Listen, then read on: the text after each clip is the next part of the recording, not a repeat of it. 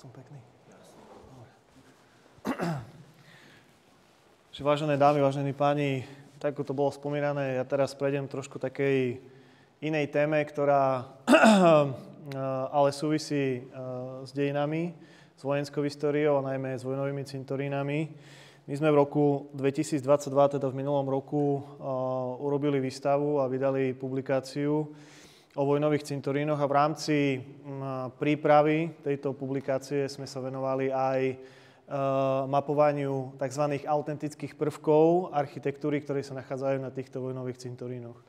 V roku 2015, keď sme začali riešiť vôbec túto problematiku, tak jednou z úloh alebo jednou z takých otázok bolo, na základe čoho vyberať vojnové cintoríny, ktoré by mali byť vyhlásené za národné kultúrne pamiatky. A jednou z týchto vecí bolo, či sa tam na nich nachádzajú nejaké tie autentické prvky. Čo pre nás znamená autentický prvok? Autentický prvok sme zadefinovali ako tú časť nadzemnú vojnových cintorínov, ktorá vznikla buď v čase vojny, to znamená v čase zakladania tých vojnových cintorínov, alebo v medzivojnovom období. Prečo je to z nášho pohľadu dôležité? Z toho dôvodu, že keď prijete dnes na mnohé vojnové cintoríny, okrem týchto súčastí sú tam aj novodobé prvky, ktoré tam pribudli najmä po 89. roku, ale podľa nás nemajú hodnotu a v mnohých prípadoch si myslíme, že by mali byť dokonca z plôch týchto vojnových cintorínov vymiestnené. A potom sa tam nachádzajú ešte aj prvky, ktoré vznikli na vojnových cintorínoch ešte predtým, než tam bol vojnový cintorín založený.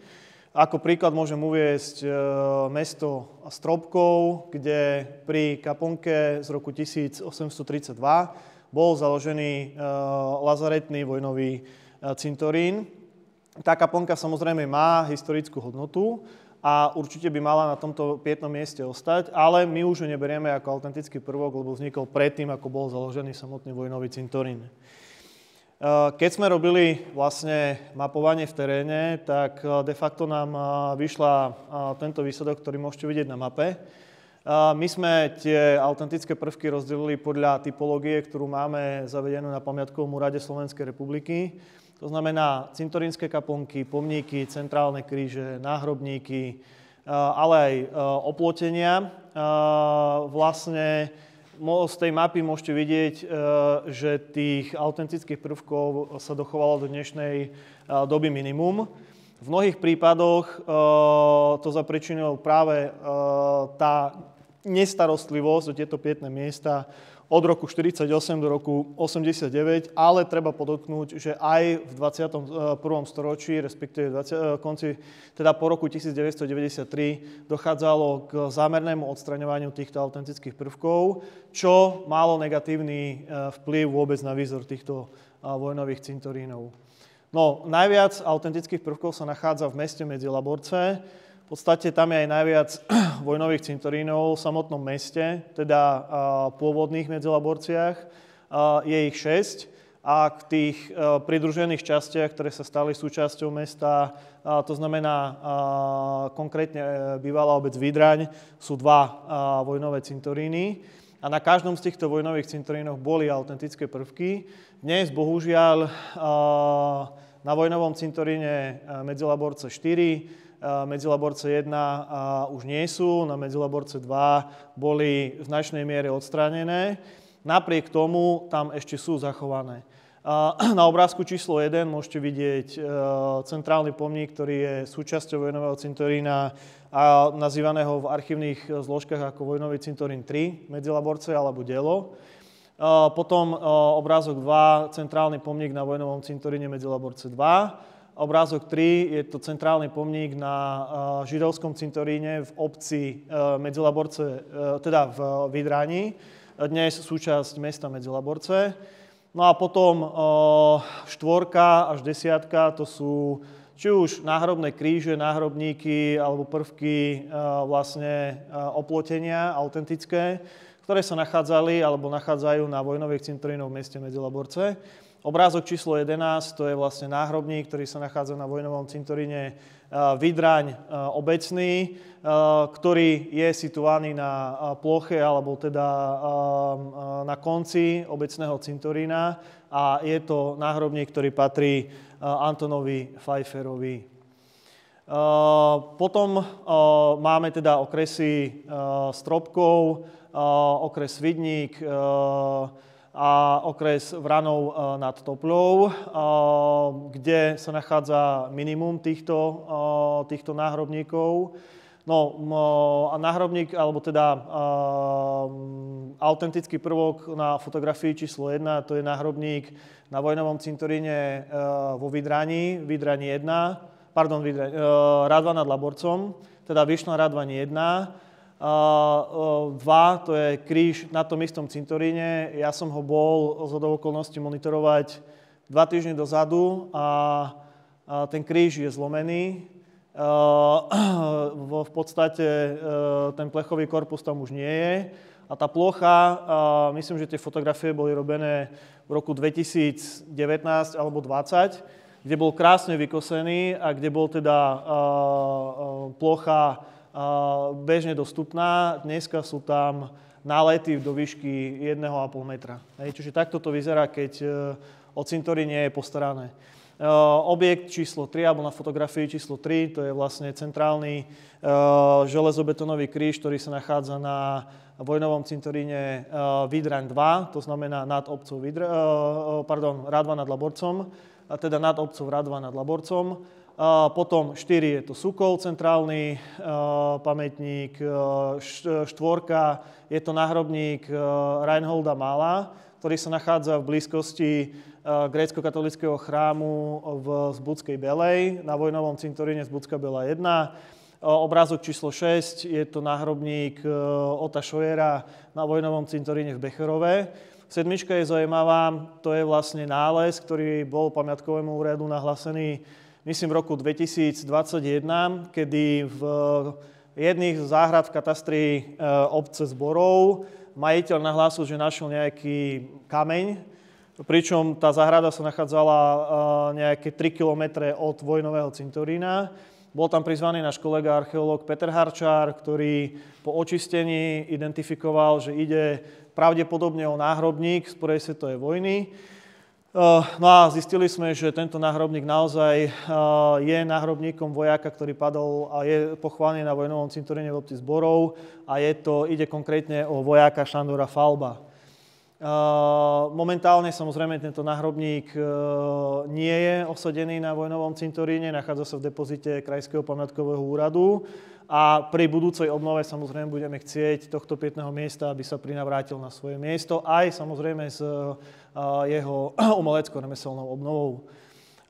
Objekt číslo 8, to je kaplnka z 30. rokov z obce Ladomírova. Objekt číslo 9, náhrobný kríž Karola Kopšivu, tiež nachádzajúci sa na vojnovom cintoríne v obci Zborov. No a potom tu máme 10, 11, to sú vlastne hroby s náhrobníkmi. 10 je to hrob neznámych vojakov alebo neznámeho vojaka na vrchu Kaštielik nad obcom Mikulášova a 11 je to doktor Štefan Fábry, ktorého hrob aj s náhrobníkom sa nachádza v Bardejovskej Novej Vsi, ktoré je dnes súčasťou mesta Bardejov.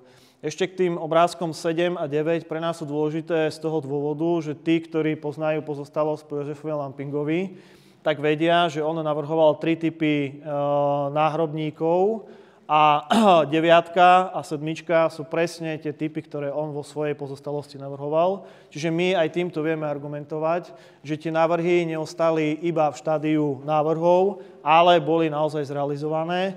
No a tretí typ tohto kríža je vlastne fotografia číslo 6, ktorý sa použil v Medzilaborcech. Čiže v podstate my máme nájdené všetky jeho návrhy zrealizované na vojnových cintorínoch na našom území. No a potom tu máme okresy Vranov, Humenné a Snina. Obrázok číslo 1 je to náhrobník Jána Niedermayera, ktorý sa nachádza na vojnovom cintoríne v Novej Kelči. Obrázok číslo 2, náhrobník Pavla Postmajera, ktorý sa nachádza na vojnovom cintoríne v Čemernom, dnes súčasť mesta Vranov nad Topľou. 3, pohrebná kaplnka, tiež z tohto vojnového cintorína.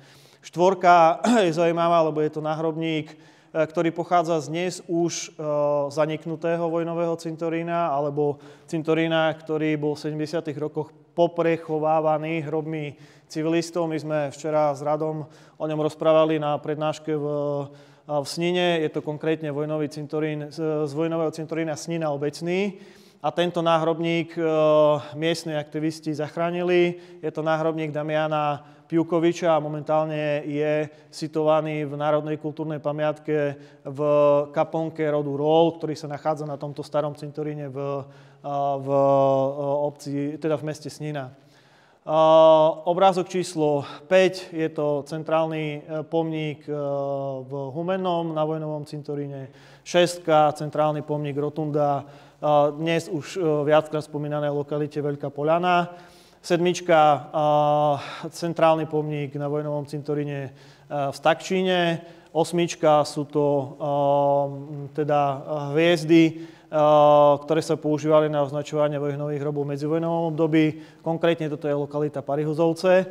9 je to kríže náhrobné, ktoré sa nachádzajú na vojnovom cintoríne Stakčín 2. To znamená, ktoré boli prenesené z vojnového cintorína v obci Starina, ale dnes už nevyzerajú v takomto stave. Ukážeme si to na jednej z ďalších fotografií.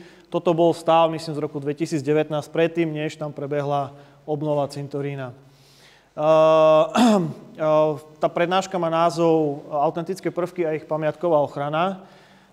V podstate až do toho roku 2015, kedy sme boli oslovení na spoluprácu s občianskym združením Klub vojenskej histórie Beskydy, aby sme začali vytipovávať vojnové cintoríny, tak v pamiatkovom fonde boli pamiatkovo chránené v podstate len, bolo pamiatkovo chránených týchto 5 centrálnych pomníkov. Medzilaborecké, to znamená obrázok 1, 2 od 60. rokov, Humenský, teda obrázok 3 od 80. rokov, Stakčín od 70. rokov.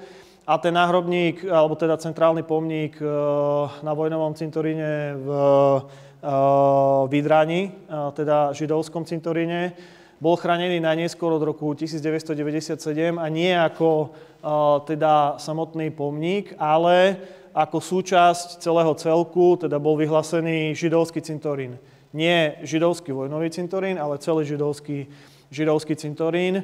Plus po 90. roku bola zrušená pamiatková ochrana 2 a 4. A to z toho dôvodu, že dnes síce napríklad ten pomník v Medzilaborciach vyzerá tak, ako je na fotografii, lebo došlo pred 2 rokmi alebo 3 k rekonštrukcii a teda prvky, ako je kríž a to dielo, boli prinavrátené, respektíve boli urobené tvarové a materiálové kópie na základe historických fotografií. Ale na konci 90. rokov bol tento zničený a preto teda z pohľadu pamiatkového úradu stratil pamiatkové hodnoty. No, ako som hovoril, našou úlohou ako pamiatkového úradu bolo vytipovať vojnové cintoríny a zároveň samozrejme sme sa venovali aj týmto drobným prvkom architektúry a bolo potrebné urobiť nejakú metodiku, akým spôsobom by sa tieto prvky mali mapovať. Tak toto je príklad z vojnového cintorína v Humennom, čiže za nás samozrejme pri tom vytipovaní bolo dobre mať historické fotografie, najstaršie až po súčasnosť.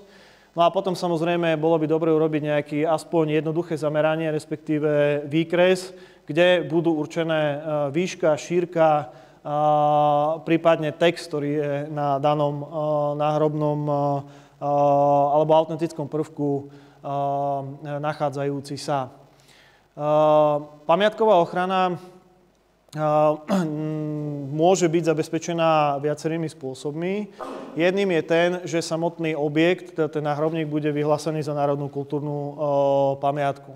Druhý spôsob je, že plocha, na ktorej sa tento prvok nachádza, bude vyhlásený za národnú kultúrnu pamiatku. To znamená, vyhlási sa celý vojnový cintorín a v rámci neho je už pamiatkovo chránený aj samotný náhrobník alebo akákoľvek infraštruktúra. A potom od roku 2014 v pamiatkovom zákone sa hovorí o tzv. Bezprostrednom okolí, čo je v prípade stavby 10 metrov od obvodového múriva, v prípade parku alebo nejakej takej architektúry je to vlastne hranica parcely. A všetky veci, ktoré sú 10 metrov od týchto objektov, sú de facto tiež pamiatkovo chránené.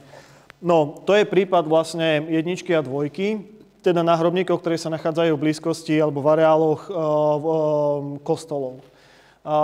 Dal som tam ako príklad aj veci, ktoré nie sú chránené pamiatkovo, alebo pamiatkovou starostlivosťou, ale sa o nich postarali obce alebo iné inštitúcie, alebo ako na obrázku 3 a 4 zo zatopenej obce Starina, toto je centrálny pomník, ktorý sa nachádza na dne vodnej nádrže Starina.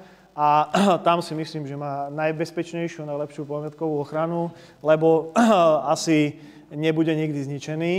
Samozrejme, keď teda klesla tá hladina, tak vtedy bola vyťahnutá zo Stariny aj tá nápisová doska, ktorú môžete vidieť na obrázku 3B. A dneska je situovaná v múzeu, ktoré zriedila obec Stakčín, ako relikt vlastne z tohto teda centrálneho pomníka. No a 4, to už spomínaný teda exemplár, ktorý sa dostal do našej starostlivosti, teda do starostlivosti Krajského pamiatkového úradu, je u nás v depozite. Z tých všetkých autentických prvkov, o ktorých som hovoril, nie sú pamiatkovo chránené tie, ktoré môžete vidieť na obrázku. Ako som spomínal, 2, bohužiaľ, ten už je zničený. Ale všetky ostatné je možno chrániť aj iným spôsobom ako vyhlásením za národnú kultúrnu pamiatku, lebo tieto sa do vyhlasovacieho procesu nedostali, keďže architektonicky nespĺňali tie naše kritériá, ale je to možné zabezpečiť v zmysle pamiatkového zákona, hovorí o tom paragraf 14 odsek 4, ktorý umožňuje obciam vyhlásiť si tzv. Pamätihodnosti obce. To znamená vec, ktorá má hodnotu, ale má skôr hodnotu regionálnu alebo miestnu. Ak obec alebo mesto má takýto zoznam, tento zoznam môže vzniknúť uznesením mestského alebo obecného zastupiteľstva. A ak je takáto vec vyhlásená za pamätihodnosť, tak obec alebo mesto sa automaticky stáva účastníkom konania v prípade, ak by došlo k snahe obnovať vojnový cintorín alebo samotnú časť, ak by ju chcel niekto odstrániť, tak obec by sa k tomu vyjadrovala a samozrejme mohla by zabrániť negatívnym vplyvom. Takže za mňa asi toľko a v rámci teda tej ochrany, ktorú chceme zabezpečiť, je vytipovaných 60 lokalít alebo 60 vojnových cintorínov a mimo týchto pár reliktov, ktoré žiaľ sa nedostali do nášho vyhlasovacieho procesu, všetky ostatné autentické prvky drobnej architektúry budú podchutené tým, že sa budú nachádzať na tých vojnových cintorínoch, ktoré sme vytipovali na vyhlásenie za národné kultúrne pamiatky. Ďakujem za pozornosť.